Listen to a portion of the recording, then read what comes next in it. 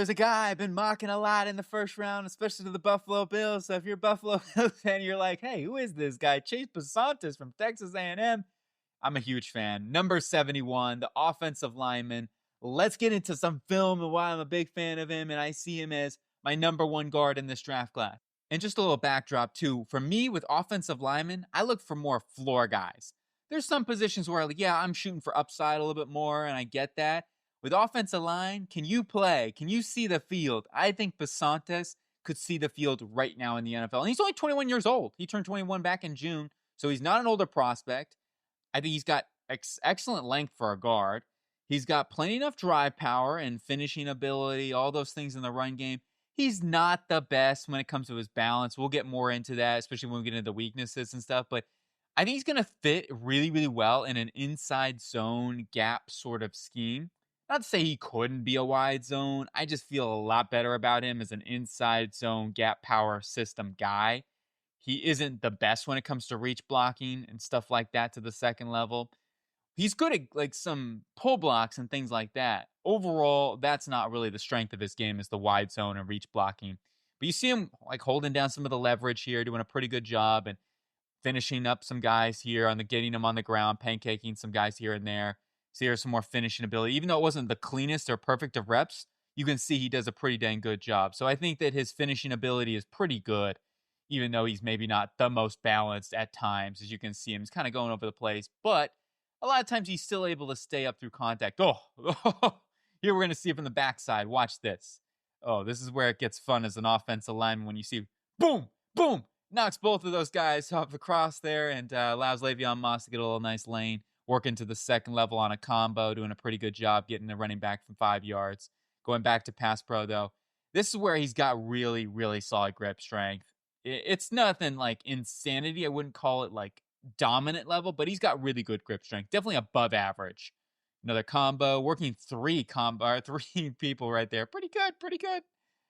Nice independent hands, and then replacing his hands right there, refit. Good job. I think he does a really good job with that already for a young player at using some independent hands. And there's another little counter over there, up and or a pull, and then you got him working pass pro. But I think there he shows off some more independent hand usage. Good balance through the rep and pass pro. And it's kind of funny because I think he's a pretty good at keeping his balance in pass pro, but in the run game at the second level, sometimes it can get a little bit iffy in that regard. And we're going to see more of that here in a minute. Another one where you kind of get to pull to the outside and showing off that pop on contact. I think he's got really good strike power too. Good replacement of hands right there. He's very patient too. You notice his patience? Now he gets low too. When he needs to get low on those like QB sneaks or short yardage situations, he does a good job. I wanted to highlight that. Gets to the second level on that screen. Here's another pull block. Boom. Nice little play there. Once again, showing off some power. Working a little bit of another screen game here. Getting to the second level. He got caught there, but overall pretty solid.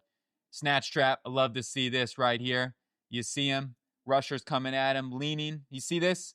When you're an offensive lineman, you see this defensive lineman leaning on you like this. The perfect opportunity for a snatch trap. He hits him. Bam. Down he goes, Emerald style. Let's go on here and continue watching this Arkansas game. Another pass pro rep. Patience. It's just what I say. He's got really good patience. Now let's get into some of the stuff, some of the reps where I'm like, okay, the awareness there and the run blocking. He's like, which guy do I go after? He kind of missed the assignment. I thought he should have gone after more at the inside guy there. Let the run blocker or the running back get him. Kind of end up on the ground in that last rep. He overset it on that one a little bit. Nothing crazy, but it has been an overset. Once again, the awareness and trying to find his man, locate his ability there. Awareness here, watch this, and he gets to the second level, kind of misses. Just kind of understanding where your blocking's coming from. Gets pushed back a little bit. That was really the only anchor one I really saw. Nothing too crazy, showing off the balance there. So, in general, he ends up on the ground a couple times more than I would like to see as a run blocker, especially the second level. Maybe misses some assignments and blocking in the run game. That's I do want to go back to this one real quick. Let's just kind of diagnose this one real quick, because this is a case where this happens, but it is something maybe if you were to project more of those quicker guys, the Jalen Carters of the world, which, I mean, most players are going to have trouble versus Jalen Carter. He can get a little bit over his toes a bit. He, this time, is more over his toes. His defensive lineman takes advantage of that, gives him a little bit of the snatch trap and push cloth pull sort of thing, and does a little swim there to get by him. So you could exaggerate that a little bit versus more twitchier guys as well. Does he have insane foot speed? No, but it's definitely good enough, and it's not like he's flat-footed or ever like super heavy feet. He definitely has enough to get the job done. Ends up on the ground there once again, as I've kind of been a little rhetoric on that one. I don't think that's the right literate word, but pardon me, I'm not an English guy at all. Here's another one where he's working to the second level, misses him. He got pissed off at himself after this. I didn't show that, but he was just like banging himself. He's like, dang it, I can't believe I missed this one. I can't believe it's not button. Now, this one, I want to mention this one because it is tricky. He got called for holding. This was a Marcel Reed touchdown that got called back. It was towards the end of the game, like 5 minutes to go. They were up by 2 scores at this point, and it didn't cost them the game. But is that right arm slightly around him? Yeah, it is. A little ticky-tack, but ultimately the referee saw it from that side, so it is what it is. That was the only holding I saw. Okay, so let's go ahead and recap it up. Chase Bisontis. Sounds like a politician.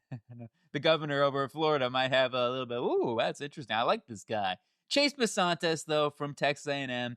I'm giving him a second-round grade. I really do like this guy. And at the end of the first round, I'm okay with that, especially in this draft class where you say maybe there's not a whole ton of true first-round guys. For a young player that had just turned 21 years old a few months back, I think there's a lot of potential here. And I mean, there's still areas he needs to improve upon, such as the second level, run blocking more and getting better in general with his balance. I think he's a really good football player and pass pro that gives you a really high floor and somebody it's like that can handle one-on-one blocks. Absolutely, he can do that. He's got enough athleticism too where I feel confident putting him on an island. I don't think he can't mirror and do what you need him to do. He's got adequate length, plus length, not just adequate. I think he definitely has plus length for a guard. He kind of has maybe even tackle length, to be real. He just doesn't have the movement skills of a tackle, so I wouldn't put him at tackle. But you never know. I guess some schemes could consider this guy a tackle. He definitely has, I think he's got the frame to play tackle. It just comes down, does he have the overall foot speed? And that's where I would say his first step quickness isn't always the best. So that's why I rank that a little bit lower. But his slide quickness and his redirect ability is just fine. We saw him in space. Like, he can redirect. He can move. I would still say it's above average for a guy his size. And that's why I gave it an above average. Anything at a B minus or above is above average for me. Going on to his pass pro, though, I think in general, that is a strength of his game. It is something that I can pin my hat on right now and say, Chase Bisontis, he could come in right away in the NFL and hold his own. I'm not saying he's going to be unbelievable as a rookie. It takes time, but I do think he could be a good football player day one on the offensive line for your football team to build your roster with. So there's a lot of things. And his stunt and blitz pickups, I didn't really show a ton of that, but I thought when I did see that, he was excellent. No, didn't see any problems with awareness and, cues and things like that. Working with his left tackle or his center was really, really good. I'm really, really impressed with him in pass pro. I think that's a strength big time. It just comes down to some of that second level stuff. The reach blocking isn't the best, and sustaining ability just comes down to got to continue to get better at the second level and working your run blocking a little bit better and maybe getting down lower in your leverage with that sort of thing. He is a bit of a taller guy as well. I would definitely say he's in that 6-foot department. I know they list guys sometimes higher, but I think he's in that 6'5" range. Overall, really like him and would feel very comfortable taking this guy on day 2. But even if you told me you get him at the end of the first round, if you're Buffalo and you need a guard to replace David Edwards, who could get a big chunk of change, I'm taking this guy. Really feel that good about him. So let me know what you think. Chase Bisontis, my number 1 guard in this draft class.